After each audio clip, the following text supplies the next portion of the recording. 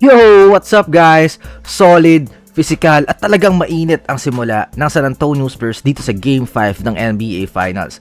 Ginamit agad ng Spurs ang kanilang athleticism at lakas ng home crowd para idikta ang tempo ng laro. Pagdating sa defensive end, Victor Wembanyama was absolutely patrolling the paint, rejecting every at forcing the New York Knicks to settle for outside jumpers. Gumana rin ang transition game ng San Antonio kung saan nakuha nila ang maagang double-digit lead 18-8 habang hirap na hirap ang New York na makasabay. Nag-ambag din si rookie Dylan Harper ng isang malaking 3-pointer habang si Wemby naman ay may pampaganang running dunk para tapusin ang first quarter na may kalamangang 23-13. Pagpasok ng second quarter, ang Spurs maintained the lead at hindi hinayaang makadikit ng husto ang New York. Patuloy ang dominasyon ng San Antonio sa points in the paint kung saan umabot pa sa 18-6 ang advantage nila sa area na yon. Kahit na nagpapakita ng senyales ng buhay ang New York sa pamamagitan ng mga back-to-back hits, Julian Champagnie step up big time sa pagdistansya ng score sa pamamagitan ng kanyang outside shots. Sinubukan ng Knicks na mag-adjust at mag-double team kay Wemby pero nagbunga lang ito ng maraming open looks para sa mga shooters ng San Antonio. Bago matapos ang half, Devin Vassell beats the buzzer gamit ang isang mahirap na pull-up jumper. Kaya naman, pumasok ang Spurs sa locker room na hawak ang 5 puntos, 42-37. Sa pagbukas ng ikatlong yugto, nandyan pa rin ang Spurs holding on to their lead at tumanging ibigay ang momentum. Nagpasiklab agad si Julian Champagnie sa pamamagitan ng kanyang back-to-back 3-pointers para iangat ang kalamangan sa 10, habang si Wembanyama naman ay nakakuha ng flagrant foul mula kay Mitchell Robinson na nagresulta ng malaking 6 points yun na possession.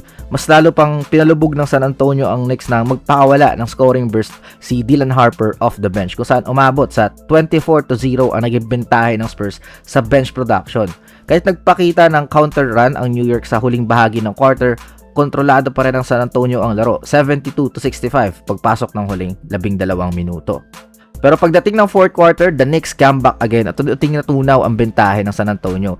Nag-iba yung timpla ng laro nang magsimula nang pumasok yung tira ng New York sa perimeter, habang yung offense ng San Antonio biglang naging stagnant at nawala yung fluid motion at sa kanilang ball movement. Lalong uminit ang laro nang maitabla ng Knicks ang score sa 83-all matapos ang sunod-sunod na defensive stops at transition opportunities. Nawalan din ng 5-out capability yung New York nung ma-fouled out si Karl Anthony Towns. Ngunit hindi ito naging hadlang para makompleto ng Knicks ang kanilang rally galing sa 16-point lead para makuha yung lead after the first quarter.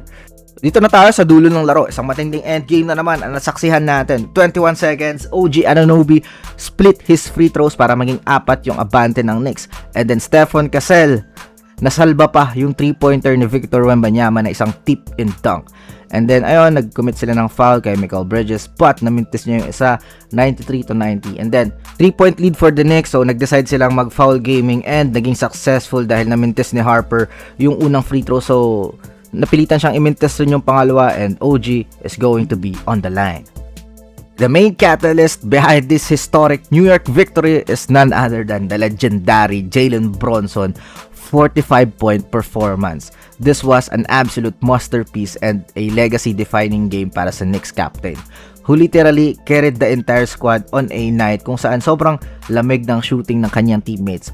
Bronson recorded 14 out of 27 shooting from the field. Umiscore siya ng 15 points in the crucial fourth quarter para pamunuan ng isang epic comeback ng New York.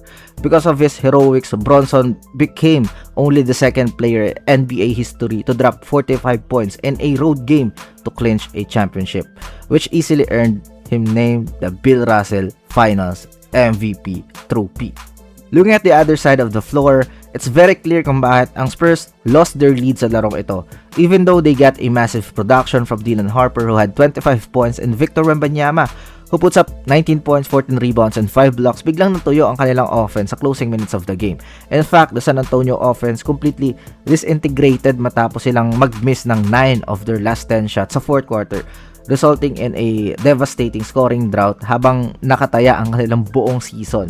Mukhang nawalan din ng gas at enerhiya si Wemby sa dulo at a total lack of execution in the clutch moments ang naging pangunahing dahilan kung bakit hindi nila napigilan ang New York rally.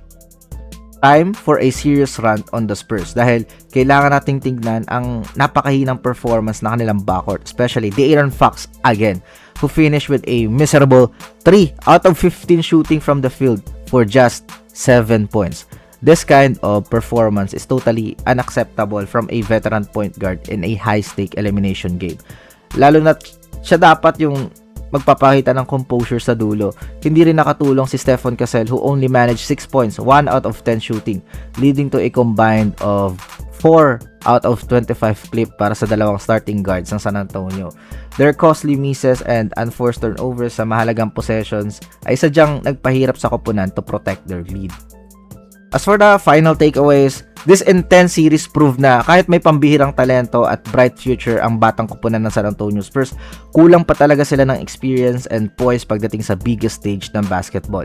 On the other hand, the New York Knicks perfectly displayed the power of connection, heart, and championship grit na binuo nila through this entire playoff run. Their ultimate triumph is well-deserved matapos ang mahabang panahon ng paghihintay ng franchise. Kaya naman, a massive congratulations to the New York Knicks for winning the 2026 NBA Championship.